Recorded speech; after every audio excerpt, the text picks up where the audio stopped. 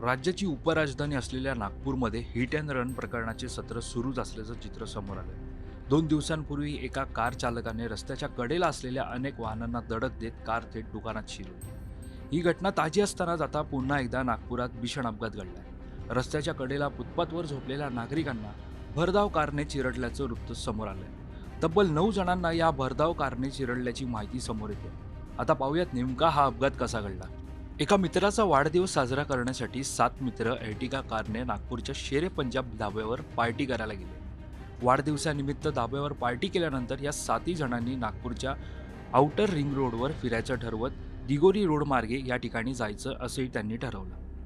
ठरल्यानुसार हे 7ही जण निघाले, पण गाडीचा वेग जास्त असल्याने या गाडीतील चालकाने रस्त्याच्या कडेला झोपलेल्या 9 जणांना चिरडलं. नागपूरच्या वाटोडा पोलीस ठाण्याच्या हद्दीतील दिगोरी नाक्याजवळ हा भीषण अपघात घडला. धक्कादायक बाब म्हणजे या घटनेतील आरोपीने घटनास्थळावरून पळ काढण्याच्या नादात कार मागे पुढे केल्याने अपघाताची तीव्रता अधिक वाढली असून यात दोघांचा जागीच मृत्यू झाला. शिवाय 7 जण गंभीर जखमी असल्याची माहिती समोर येते. गंभीर बाब म्हणजे या मृतकांमध्ये एका बालकाचा देखील समावेश आहे. तर यातील 7 जणांची प्रकृती चिंताजनक असल्याचे सांगितलं जात असून त्यांच्यावर रुग्णालयात उपचार सुरू आहेत. तसेच मृतांचा आकडा वाढण्याची भीती सुद्धा वर्तवली जाते.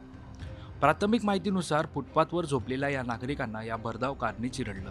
ते नागरिक मजदूर असल्याचे समजते. ही घटना रविवारी रात्री 12 वाजताच्या सुमारास घडली.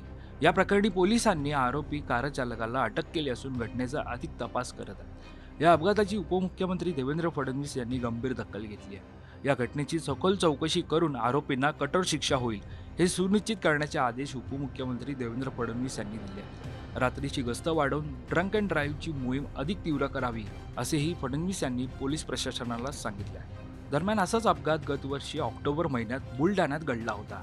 बुलढाण्यातील राष्ट्रीय महामार्गावर खामगाव मलकापूर दरम्यान वडनेर गावाजवळ हा भीषण अपघात झाला होता. या अपघातात महामार्गाच्या बाजूला झोपलेल्यांना ट्रकने चिरडले. त्यावेळी 4 जणांना या अपघातात आपला जीव गमवावा लागला होता. तसंच 6 जण गंभीर जखमी झाले होते. ज्यांना ट्रकने चिरडले तेही मजदूरच होते. दरम्यान वारंवार घडणाऱ्या या घटनांमुळे आता फुटपाथ देखील सुरक्षित नाहीत का असा प्रश्न उपस्थित झालाय.